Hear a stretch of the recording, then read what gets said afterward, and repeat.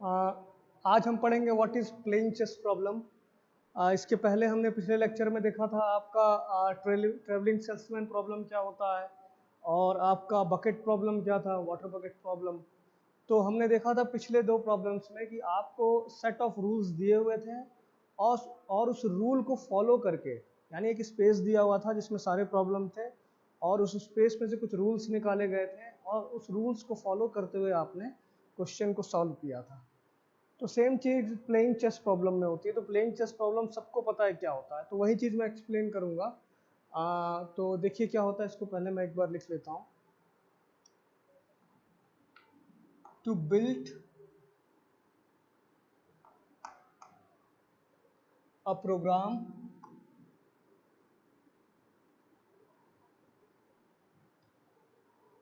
that could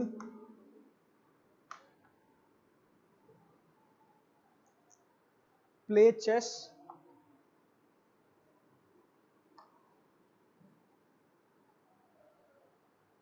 we would first we would first have to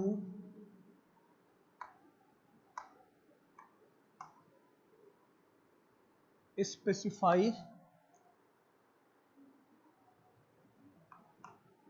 the starting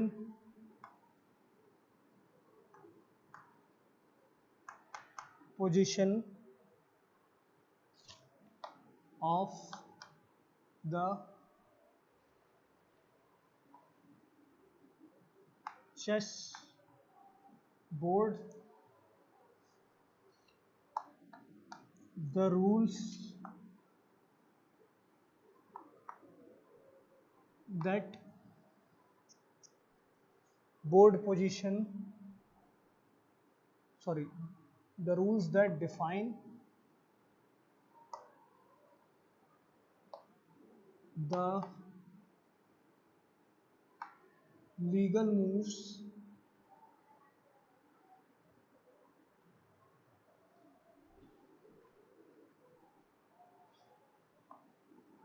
and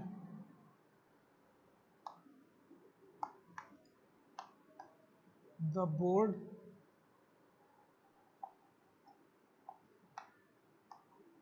position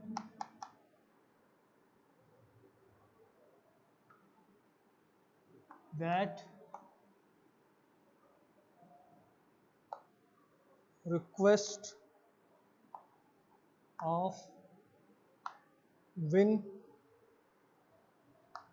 for one side। देखिए पहले paragraph में क्या लिखा है, प्लेइंग चेस प्रॉब्लम क्या होती है। To build a program that could play chess, हम ऐसा प्रोग्राम बनाएंगे जो कि चेस को प्ले कर सके। We would first have to specify the starting position of the chess board. आप सबसे पहले बताएंगे कि स्टार्टिंग पोजीशन चेस बोर्ड की क्या होगी प्रोग्राम स्टार्ट करते समय।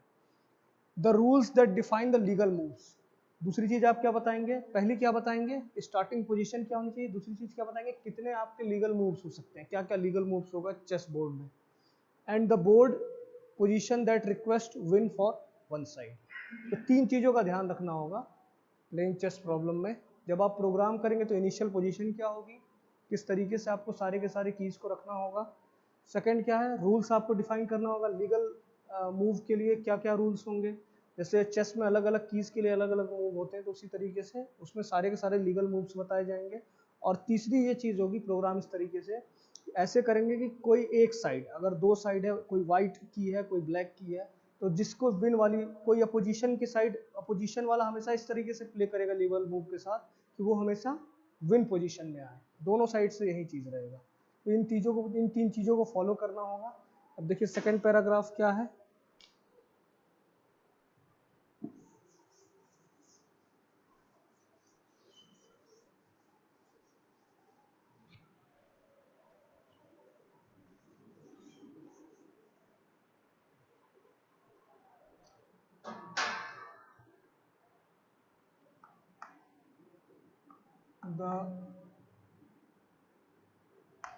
The starting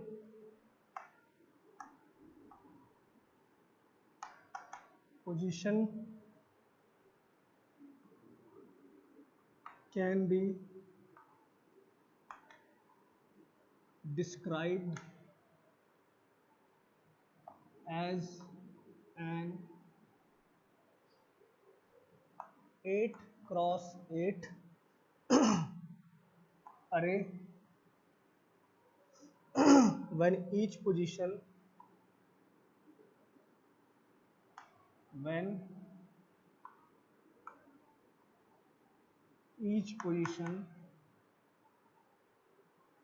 contains a symbol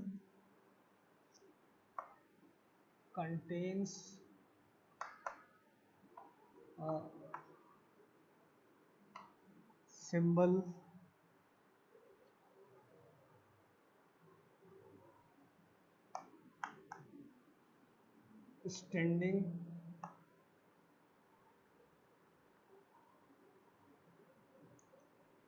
for the appropriate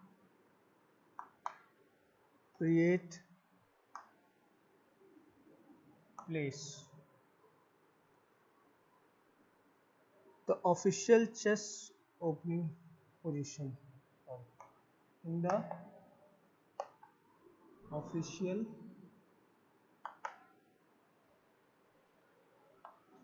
chess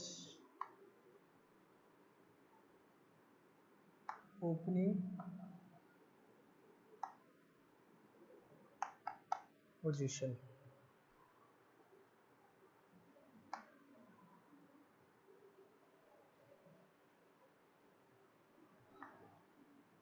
Our goal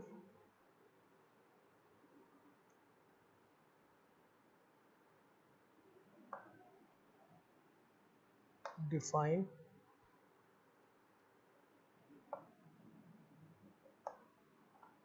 any board position in which the opponent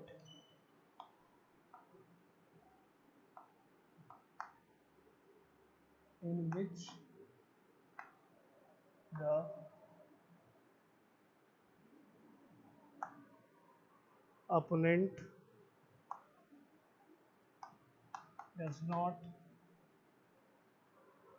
have any legal move and his or her king can be under attack.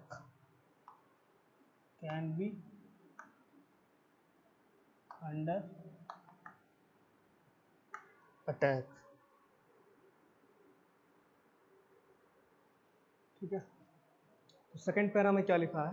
पहले para में क्या था, तीन चीज़ें देखनी थी। आप जब भी प्रोग्राम स्टार्ट करेंगे तो पोजीशंस क्या होगी, कीज़ की ये फाइंड आउट करना था, क्या लीगल मूव्स हो सकते हैं, और हमेशा दोनों ओपोनेंट कोशिश करेंगे कि सामने वाले को किस तरीके से हमें डिफीट करना है, यानी ऐसे लीगल मूव के साथ सामने वाले के साथ ये पोजीशन कर दें अपोनेंट के साथ कि वो उसके पास कोई लीगल मूव ही ना बचे आगे चलने के लिए। तो वही चीज़ यहाँ लिखी हुई है। The starting position can be described as an 8 cross 8 array when each position contains a symbol standing for the appropriate place in the official chess opening position. Chess की ओपनिंग पोजीशन क्या होती है कि आपने क्या किया हुआ है कि आप जब स्टार्ट करेंगे प्रोग्राम को या गेम को स्टार्ट करेंगे तो सबसे पहले क्या होगा, इनिशियल पोजीशन को डिस्क्राइब किया जाएगा जो किस पे होगा, 8 क्रॉस 8 एरे में होगा। 8 लेफ्ट साइड, 8 आपका हॉरिजॉन्टल और वर्टिकल एरे बना रहेगा 8 का। When each position contains a symbol standing, her position पे मतलब जिस पोजीशन पे आप कीज को रखेंगे उनकी अलग अलग सिंबल होंगे। जैसे आपको पता है चेस में सारे ही कीज के अलग अलग सिंबल होते हैं, जैसे आपका हाथी होता है, घोड़ा होता है, किंग होता है, वजीर होता है, सिपाही होता है। तो इस तरीके की चीज़ें जो हैं अलग अलग symbols. When each position contains a symbol, हर पोजीशन के पास अलग अलग सिंबल होगा। For the appropriate place in the official chess opening position, जो कि ऑफिशियल गेम चेस का होता है जिसमें ऑफिशियली चेस की जो इनिशियल पोजीशन बताई जाती है। यानी कि क्या हुआ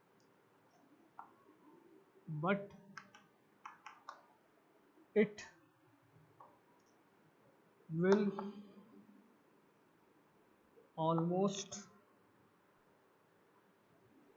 always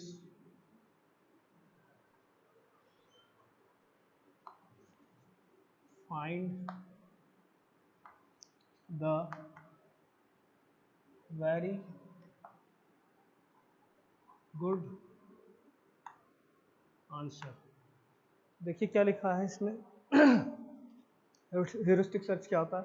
in order to solve many hard problem efficiently. अगर आपको कभी कभी बहुत हार्ड प्रॉब्लम्स को सॉल्व करना होगा एफिशिएंटली, मतलब टाइम बचाए, it is often necessary to compromise. तो आपको क्या करना पड़ता है? कुछ कॉम्प्रोमाइज़ करना पड़ता है कभी कभी। अगर हार्ड प्रॉब्लम को क्या कहते हैं एफिशिएंटली सॉल्व करना है, तो कभी कभी इन चीज़ों के साथ कॉम्प्रोमाइज़ करना होता है, नेसेसरी हो जाता है कि आप कुछ कॉम्प्रोमाइज़ करके चले। And to construct a control structure that is no longer guarantee to find the best move. तो आपको एक कंट्रोल स्ट्रक्चर बनाना पड़ेगा कि उसमें ज़रूरी नहीं है कि आप सर्च करते समय जो मूव्स लें वो बेस्ट मूव हो सकता है कि वो आपका गुड मूव्स हो, अच्छे मूव हो, लेकिन बेस्ट मूव वो ना हो। But it will always almost but it will almost always find the very good answer. लेकिन इस स्ट्रक्चर की वजह से जो भी आप मूव लेंगे उसकी वजह से जो आपको सॉल्यूशन मिलेगा वो वेरी गुड सॉल्यूशन तो मिल जाएगा, इसकी गारंटी है। तो इसमें यही लिखा हुआ है ह्यूरिस्टिक सर्च में कि हार्ड प्रॉब्लम को कभी कभी इफिशिएंटली सॉल्व करने के लिए ये ज़रूरी हो जाता है कि आप कुछ कॉम्प्रोमाइज़ करके चलें। क्या कॉम्प्रोमाइज़ करके चलें? आप एक स्ट्रक्चर बनाएं जिसमें जो भी आप आगे का मूव लेंगे सॉल्यूशन करने के लिए, वो मूव जो है वो ऐसा हो कि वो बेस्ट मूव ना हो, बट वो गुड मूव्स होंगे। ऐसा नहीं कि बेस्ट मूव आपको बेस्ट सॉल्यूशंस की तरफ वो मूव ले जाएंगे, बट ये वो मूव आपको ये गारंटी है कि वेरी गुड सॉल्यूशन या फिर गुड सॉल्यूशन की तरफ तो लेके ही जाएंगे। ह्यूरिस्टिक सर्च में जैसा मैं बताया था कि it does not gives a best solution, but it gives a good solution और बेस्ट और very good solution. Best solution भी मिल सकता है, ऐसा नहीं है कि बेस्ट सॉल्यूशन नहीं मिलेगा, लेकिन सॉल्यूशन आपको मिल जाएगा, गुड, वेरी गुड या बेस्ट, कुछ भी ह्यूरिस्टिक सर्च की वजह से।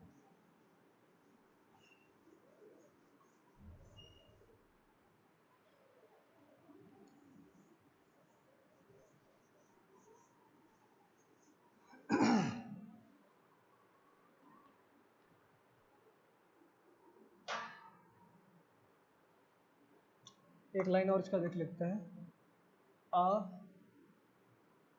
Heuristic search a heuristic is a technique that improves the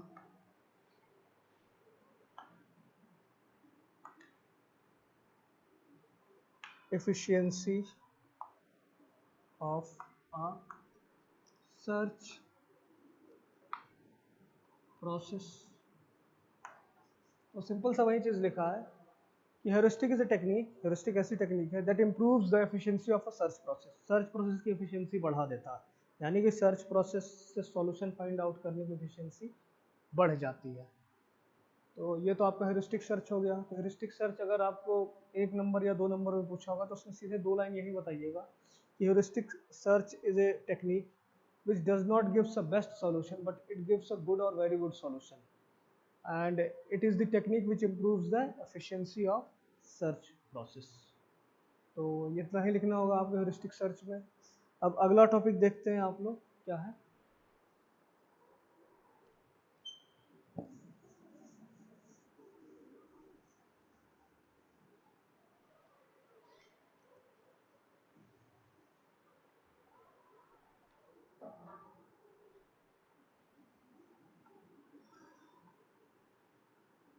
natural language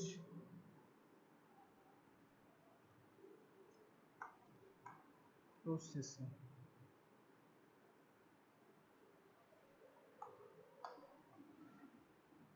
heuristic search का एक चीज़ और मैं बता दूं, ह्यूरिस्टिक सर्च तो यहाँ बस आपको बताया गया है क्या होता है, नेक्स्ट चैप्टर में आप लोग देखेंगे ह्यूरिस्टिक सर्च कौन कौन से सर्च होते हैं, ये भी कई टाइप्स के सर्च होते हैं, और उन सारे सर्च का एल्गोरिथम आप पढ़ेंगे। एल्गोरिथम पढ़ने के बाद उस पर कुछ न्यूमेरिकल्स वगैरह देखेंगे या कुछ प्रॉब्लम्स देखेंगे जिसको सॉल्व करेंगे, तो ह्यूरिस्टिक सर्च और अच्छे से समझ में आ जाएगा। तो heuristic and non heuristic search भी होते हैं जो कि आगे जाके आप पढ़ेंगे। अभी तो केवल इंट्रोडक्शन था कि ह्यूरिस्टिक सर्च होता क्या है। तो अगला टॉपिक है नेचुरल लैंग्वेज प्रोसेसिंग। तो इसमें देखिए क्या होता है, पहले इसको लिख लेते हैं। Natural language is the human language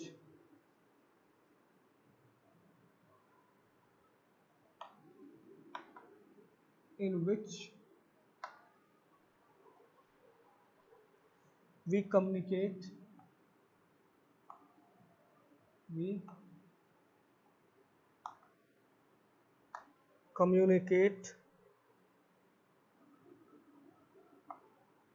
like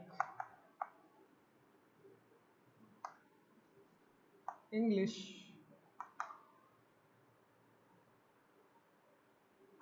Hindi, etc.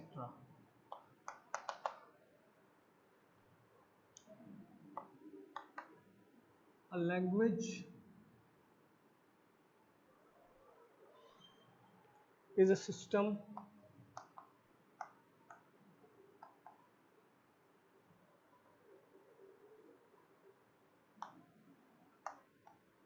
of sign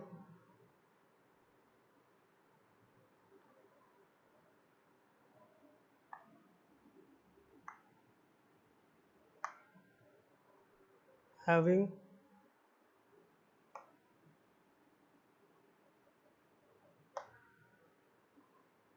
meaning by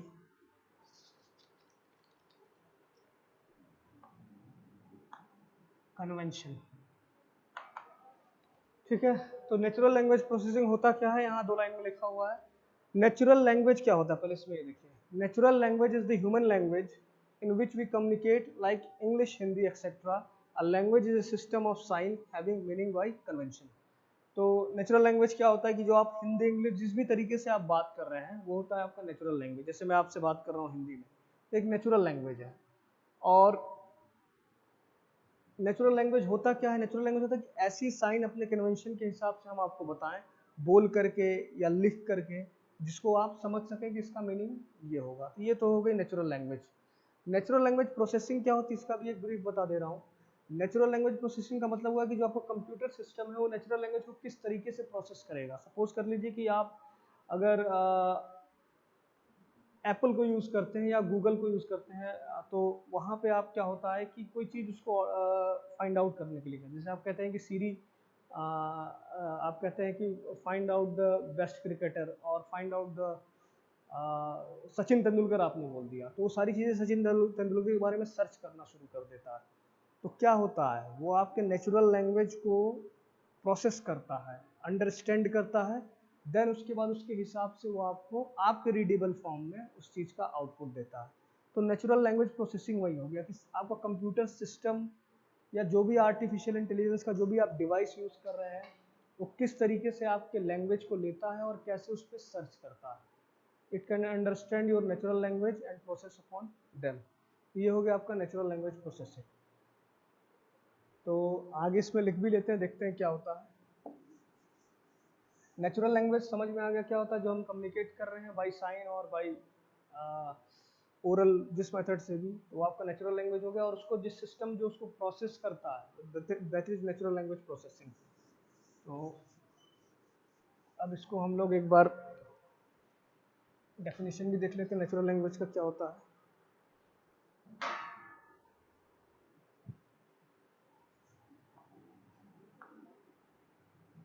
natural language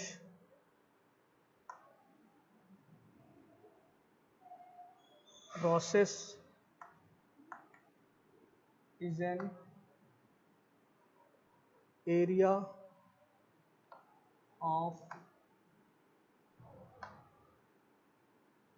computer science and artificial intelligence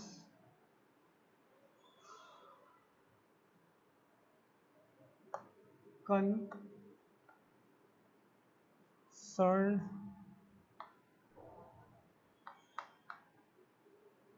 with concerned with the interaction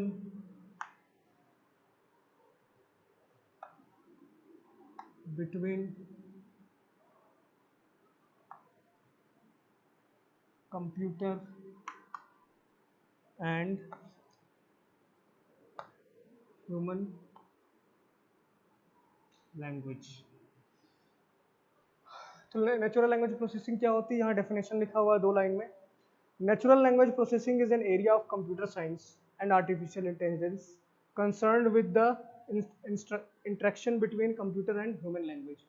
तो नेचुरल लैंग्वेज प्रोसेसिंग ऐसा एरिया है कंप्यूटर साइंस इंजीनियरिंग का जो बताता है कि human और computer के बीच में किस तरीके से इंटरेक्शन करना है। तो नेचुरल लैंग्वेज की प्रोसेसिंग करता है सिस्टम, देन आपके लैंग्वेज को इंटरेक्ट करता है, देन उसके हिसाब से आपको आउटपुट देता है। तो ये एक सिंपल सा डेफिनेशन हो गया नेचुरल लैंग्वेज प्रोसेसिंग का। इसमें एक और चीज़ हम नोट कर लेते हैं, in particular how to program computer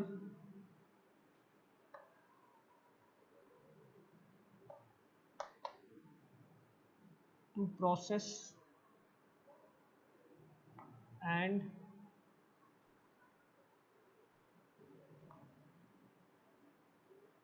analyze large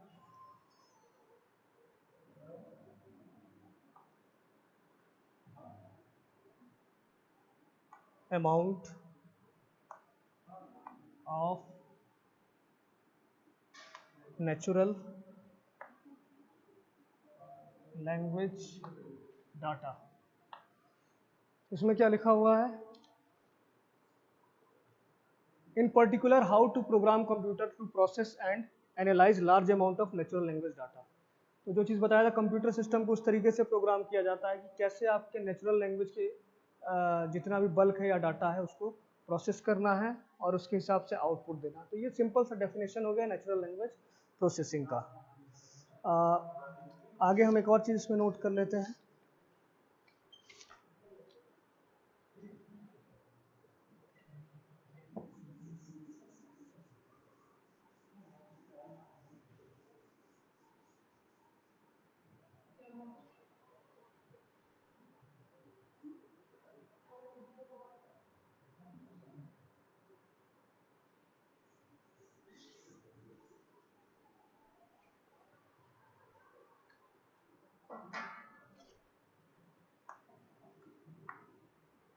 NLP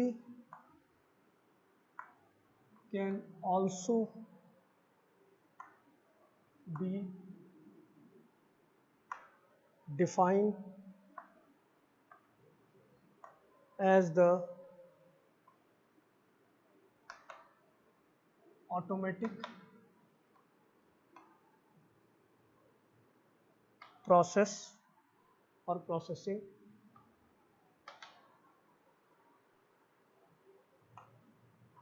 NLP is the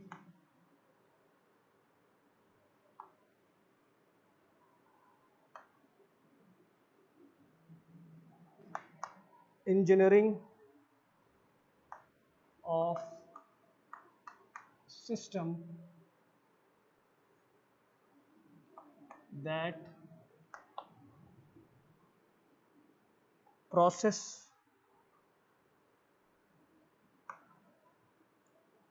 और एनालाइज रिटन और स्पोकन नेचुरल लैंग्वेज। अब देखिए एक और डेफिनेशन क्या लिखी है, NLP means natural language processing.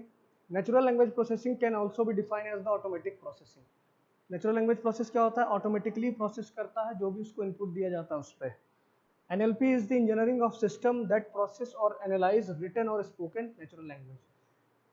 NLP यानी नेचुरल लैंग्वेज प्रोसेसिंग एक ऐसी टेक्निक है जिसके थ्रू क्या होता है, आपके रिटन या आप रिटन फॉर्म में दें इनपुट में या फिर स्पोकन ओरल फॉर्म में, इन सारी चीज़ों को क्या करता है, नेचुरल लैंग्वेज को प्रोसेस करता है और प्रोसेस करके अप्रोप्रिएट आउटपुट आपको देगा।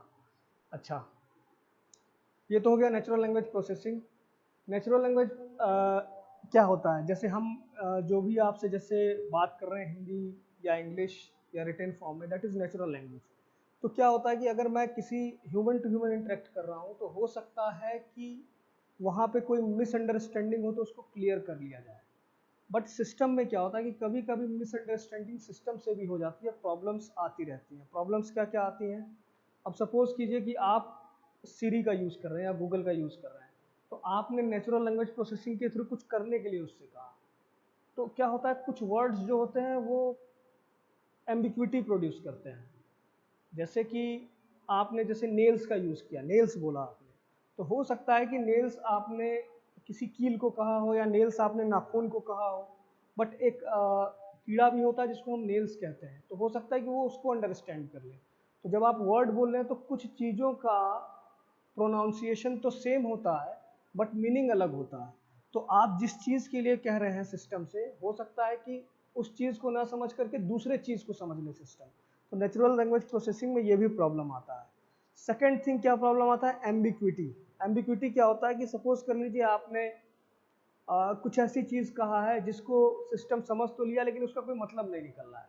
जैसे मैंने कहा ताजमहल इन आगरा, और ताजमहल के बारे में कुछ कहा, तो सिस्टम ने थोड़ा लंबे लैंग्वेज होने की वजह से ये समझ लिया कि Taj Mahal is flying over the roof. तो ताजमहल तो फ्लाई कर नहीं सकता है, तो वर्ड के कॉमन होने से सेंटेंस की भी मीनिंग बदल जाती है। तो एम्बिक्विटी वहाँ भी प्रोड्यूस होता है कि आपने कहा कुछ और सिस्टम ने कुछ समझ लिया। तीसरी चीज़ क्या दिक्कत होती है कि हो सकता है कि आपने कंजक्शंस का बहुत ज़्यादा यूज़ किया हो। कहने का मतलब है कि बहुत लेंदी सेंटेंस हो, 3 या 4 लाइन का या 5 लाइन का, जहाँ पे आपने बार बार कंजक्शन का एंड या और का यूज़ किया हो। कंजक्शन मतलब कि आपने ज्वाइन किया हो दो सेंटेंस को, और या एंड का बार बार आपने यूज़ किया हो, तो बार बार कंजक्शन के यूज़ करने से भी सिस्टम कंफ्यूज कर सकता है। जैसे मैंने कहा कि Ram and Shyam go to the hotel, Ram ordered a coffee and Shyam order a tea. उसके बाद हमने और भी इस पर कुछ सेंटेंस जोड़ दिया, तो राम एंड श्याम में फिर वो कंफ्यूज करने लगेगा। तो यहाँ पे भी दिक्कत हो सकती है कि बहुत लंबा अगर आपने कंजंक्शन का यूज़ करके सेंटेंस बोला है। और लास्ट प्रॉब्लम ये आती है कि हो सकता है कि आपने कोई सेंटेंस बोला हो तो वहाँ प्रोनाउंस का बहुत ज़्यादा यूज़ किया हो, ही और शी का। आप बार बार ही का यूज़ कर रहे हैं, आप बार बार शी का यूज़ कर रहे हैं, किसके लिए ही का यूज़ कर रहे हैं, किसके लिए शी का यूज़ कर रहे हैं, वहाँ भी ये चीज़ कंफ्यूज कर जाएगा सिस्टम। तो 4 चीज़ों की दिक्कत होती है। पहली चीज़ कि similar pronunciations of the word, ऐसे वर्ड्स जिसके सिमिलर प्रोनाउंसिएशंस हो तो वहाँ पे सिस्टम कंफ्यूज करेगा। सेकंड क्या होता है, आपने इस तरीके से सेंटेंस बोला हो जिसमें क्या हो, उसकी मीनिंग तो कुछ ना निकल ली हो, सिस्टम उस सेंटेंस को एनालाइज कर लिया लेकिन उसकी कोई मीनिंग ना निकल ली हो। तीसरा चीज़ क्या होता है, बार बार आपने कंजंक्शन का यूज़ किया है और या एंड का यूज़ किया, तो वहाँ प्रॉब्लम हो सकती है। चौथा क्या है, बार बार आपने प्रोनाउंस का यूज़ किया हुआ है, प्रोनाउंस जैसे शब्द का। तो इसको मैं एक बार और बोर्ड पे लिख देता हूँ, देखिए।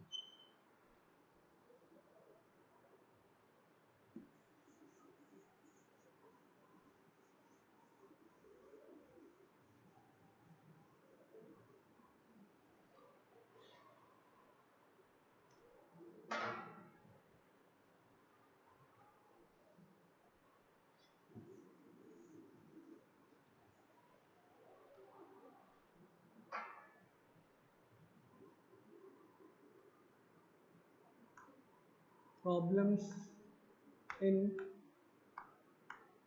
NLP। पहला क्या था? Word used by one set of people would have different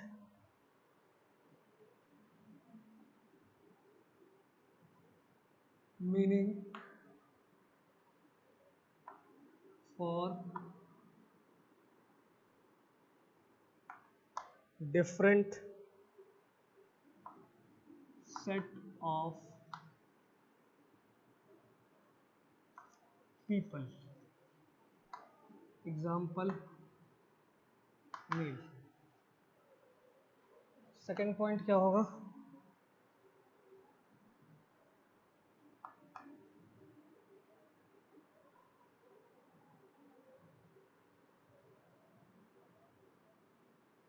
the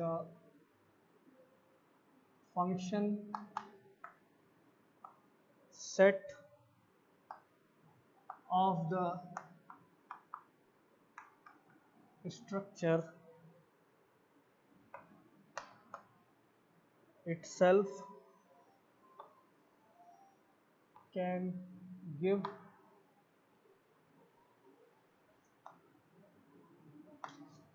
rise to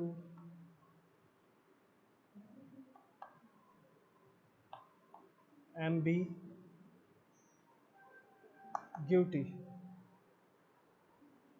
तीसरा क्या है? Extensive use of pronoun. चौथा क्या है?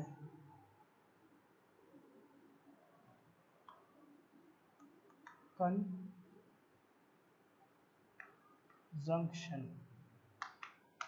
ठीक है, तो यही 4 पॉइंट आपको बताया था। पहला क्या है? Word used by one set of people would have different meaning for the different set of people. Example nail. तो हो सकता है एक वर्ड का डिफरेंट मीनिंग निकले, तो नेल का एग्जांपल दिया गया है। नेल का आप नाखून से भी हो सकता है, नेल का मतलब एक कील भी हो सकता है। तो किसको समझेगा सिस्टम? ये उसकी प्रॉब्लम है। The function set of the structure itself can give rise to the ambiguity. यानी कि सेट ऑफ फंक्शन कहने का मतलब है कि आपने इस तरीके से सेंटेंस बोला हुआ है जिसको सिस्टम तो समझ ले रहा है लेकिन उसका कोई मतलब नहीं निकल रहा है। जैसे मैंने ताजमहल का जो पहले एग्जांपल दिया था कि Taj Mahal fly over the floor, तो ताजमहल तो कभी फ्लाई कर नहीं सकता है। तीसरा क्या है? Extensive use of pronoun. तो प्रोनाउंस का बार बार यूज करना भी प्रॉब्लम क्रिएट करता है। यानी आप बार बार ही शी का यूज कर रहे हैं किसी सेंटेंस में, तो वहाँ पे हो सकता है ही और शी के मीनिंग जानने में सिस्टम कंफ्यूज कर जाए। और चौथा क्या है? कंजंक्शन। तो कंजंक्शन वाली प्रॉब्लम तो है कि आप बार बार 2 या 3 सेंटेंस को जोड़ रहे हैं कंजंक्शन का यूज करके, एंड या और को यूज करके, तो हो सकता है सेंटेंस बहुत लंबा पड़ जा रहा है और लंबा पड़ने की वजह से भी वहाँ पे कंफ्यूजन क्रिएट हो रहा है। ठीक है, तो नेचुरल लैंग्वेज का एक और नेक्स्ट टॉपिक देखते हैं। क्या है? 2 तरीके से प्रोसेसिंग तो कई तरीके से होता है, बट हम नेचुरल लैंग्वेज प्रोसेसिंग की 2 ही प्रोसेस को पढ़ेंगे इसमें।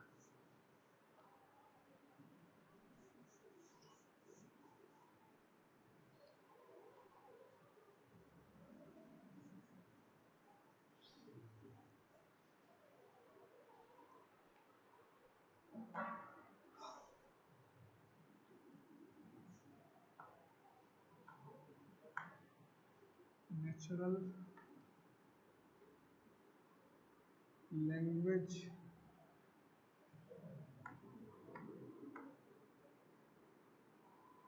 Processing technique. ठीक है, तो 2 तरीके हैं, दोनों को पहले लिख लेते हैं।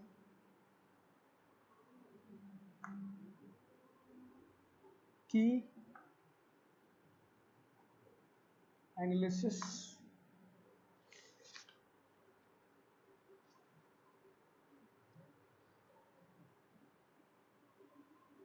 और pattern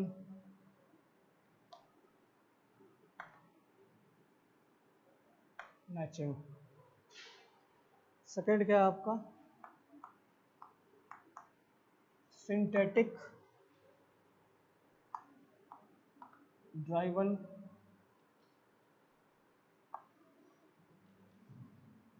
parsing technique. Natural language processing में दो तरीके की टेक्निक हम पढ़ेंगे। टेक्निक तो कई ढेर सारी होती है, बट इसमें मैं दो ही बताऊंगा। पहला है की एनालिसिस और पैटर्न मैचिंग, और सेकंड है सिंथेटिक ड्राइवन पार्सिंग टेक्निक। तो पहले वाले टेक्निक में क्या होता है, की एनालिसिस और पैटर्न मैचिंग में, कि सिस्टम में पहले से ही कई वर्ड्स के आंसर दिए रहते हैं। जैसे कि एक एलिजा नाम की रोबोट थी, जिसमें क्या था कि उसमें सपोज कर लीजिए कि 100 ऑफ वर्ड्स दिए गए थे कि ऐसे वर्ड अगर आप कैप्चर करेंगे तो उसका क्या आंसर देना है।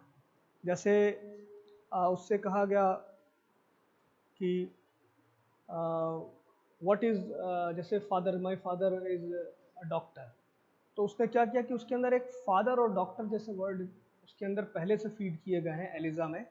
तो उसने क्या किया कि फादर और डॉक्टर वर्ड जैसे ही आया, उस वर्ड को उसने कैप्चर किया, और दोनों वर्ड में से प्रियोरिटी जिसकी ज़्यादा होगी, अगर डॉक्टर की ज़्यादा प्रियोरिटी होगी तो उस पर क्वेश्चन पूछेगा, अगर फादर का ज़्यादा प्रियोरिटी होगा तो उस पर क्वेश्चन होगा। तो अगर फादर की ज़्यादा प्रियोरिटी है तो उस फादर के नाम पे क्वेश्चन पहले से उसमें फीड है।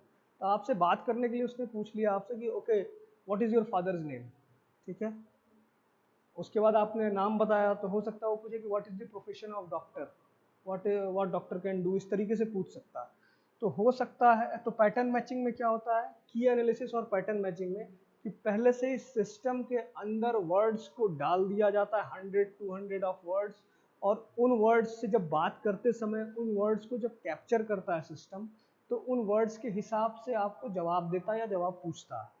तो इस तरह की चीज़ें होती हैं।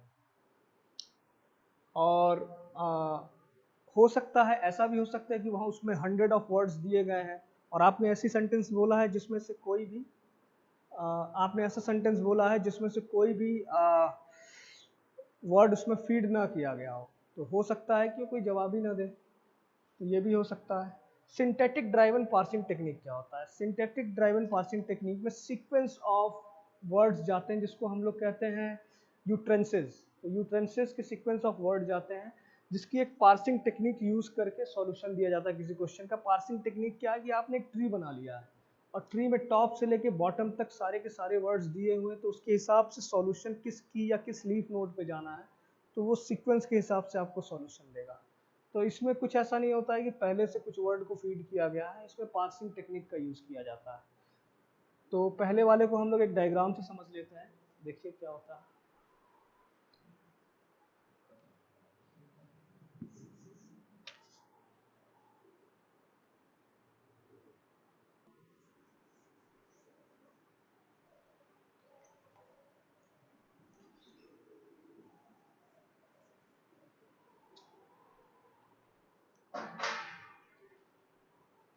तो नेचुरल लैंग्वेज टेक्निक को हम एक डायग्राम से समझेंगे।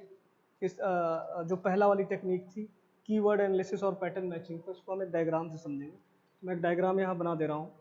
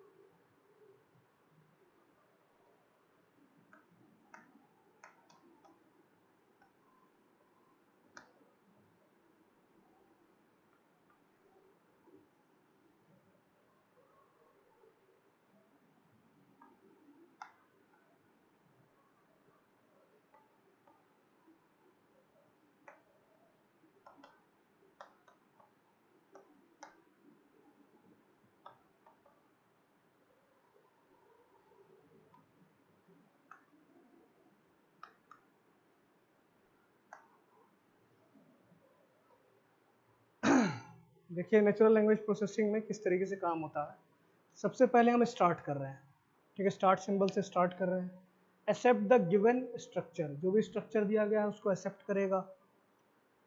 स्कैन द सेंटेंस, यानी कि आपने एक्सेप्ट द गिवन स्ट्रक्चर मतलब कि कुछ आपने बोला हुआ है वो स्ट्रक्चरल फॉर्म में गया है आपके सिस्टम में या आपके रोबोट में।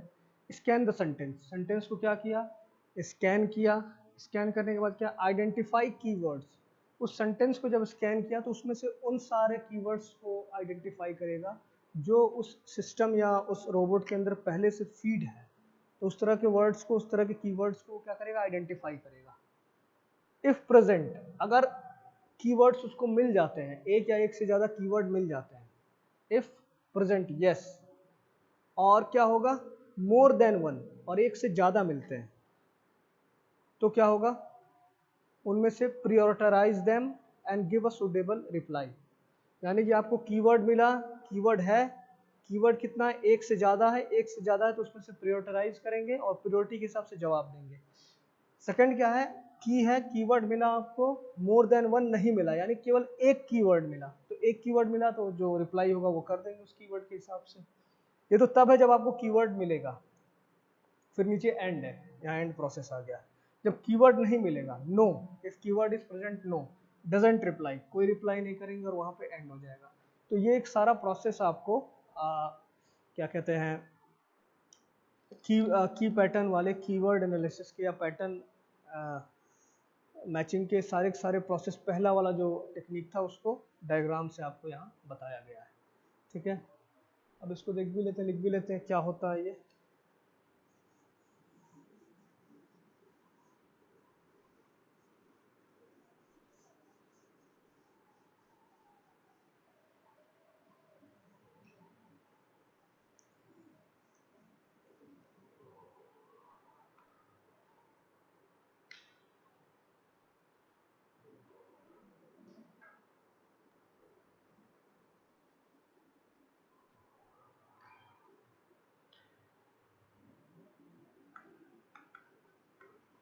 In this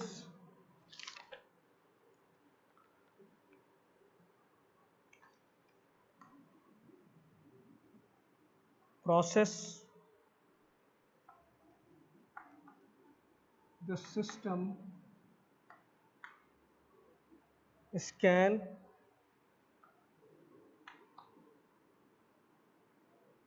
the input sentence for selective keywords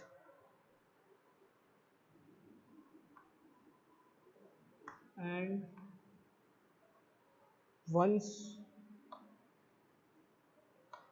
they encountered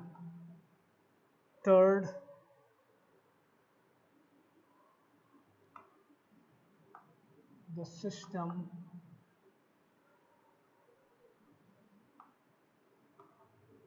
response with a built in reply। ठीक है, तो वही चीज़ आपको डायग्राम में बताया गया था जो यहाँ लिखा है। इन दिस प्रोसेस, तो पहला वाला टेक्निक है, the system scan the input sentence, जैसा आप देखे थे डायग्राम में, इनपुट क्या था, सिस्टम क्या था, सेंटेंस को स्कैन कर रहा था फॉर सेलेक्टिव कीवर्ड्स, कीवर्ड्स को सेलेक्ट करने के लिए जिसके हिसाब से जवाब देना। एंड वंस दे एनकाउंटर्ड, एक बार उनको कीवर्ड या कीवर्ड्स मिल गए बहुत ढेर सारा, the system response with a built in reply, system में जो पहले से बिल्ट इन रिप्लाई है उसको क्या करेगा, रिप्लाई करेगा उस कीवर्ड के हिसाब से। तो ये तो पहला टेक्निक हो गया। अब सेकेंड टेक्निक जिसमें यूट्रेंसेस का यूज होता था उसको देख लेते हैं क्या है।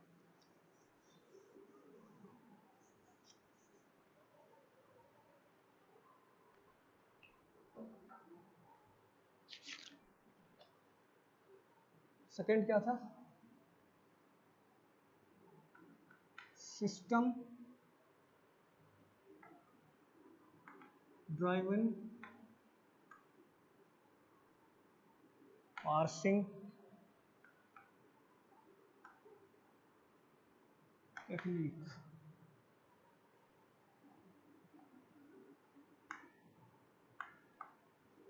As the name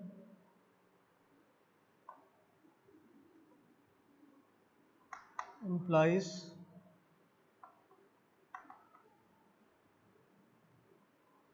it deals with the syntax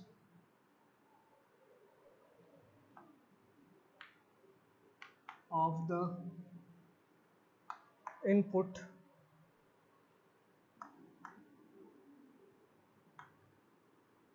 spoken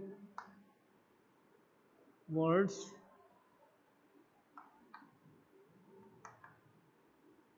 utterances. It is done by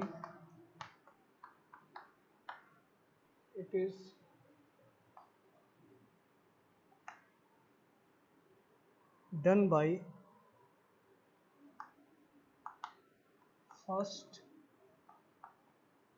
constructing a complete syntactic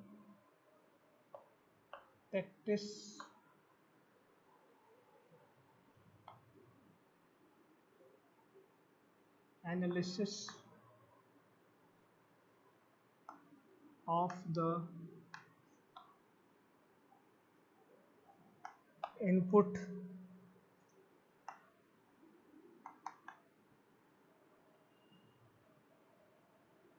utterances and then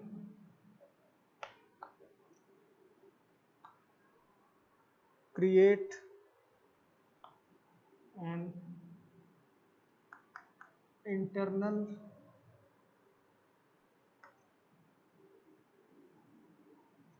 representation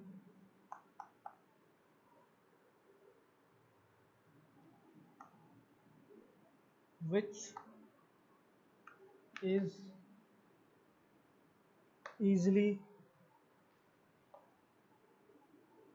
understood